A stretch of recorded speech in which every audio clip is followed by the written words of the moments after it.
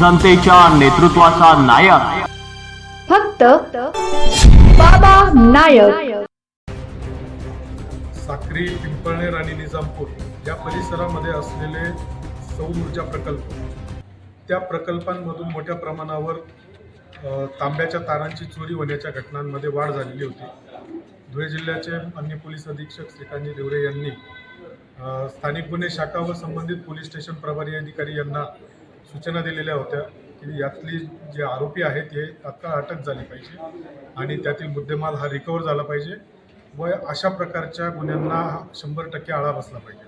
त्या अनुषंगाने स्थानिक गुन्हे शाखेतील योगेश जगताप यांना गोपनीय माहिती मिळालेली होती की 3 इसम हे अशा पद्धतीचे सौर ऊर्जा प्रकल्पांमधून तांब्याच्या तारा चोरून त्याची इल्लिगल बाहेर जिल्ह्यांमध्ये विक्री करतात.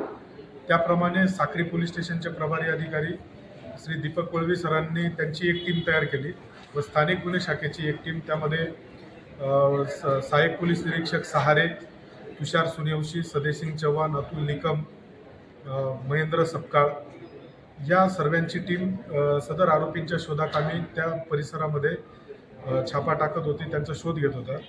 त्या दरम्यान त्यांना एका पिकअपमध्ये सदर माल हा वाहतूक करून घेऊन जात असताना साक्री पोलीस स्टेशन व स्थानिक गुन्हे शाखेच्या टीमला ते लक्षात आले. त्यांनी त्यांना थांबवून ताब्यात घेतले. विचारपूस केली असता साक्री पोलीस स्टेशनचे 2 गुन्हे व निजामपूर पोलीस स्टेशनचा 1 गुन्हा असा यामध्ये उघडकीस आलेला आहे.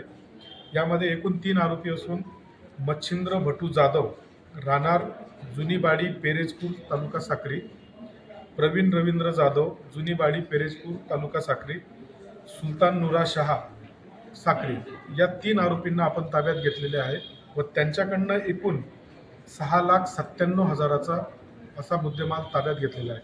सदर आरोपींना मान्य न्यायालयासमोर हजर करून त्यांची पोलीस कस्टडी घेण्यात आलेली आहे व पोलीस कस्टडी दरम्यान या व्यतिरिक्तही त्यांनी कुठे काही गुन्हे केलेले आहेत का, त्यांनी सदर मुद्देमाल कुठे विक्री केलेले आहे का, या आणि त्यांचे इतर कोणी साथीदार आहेत का, याचा तपास सुरू आहे. धन्यवाद.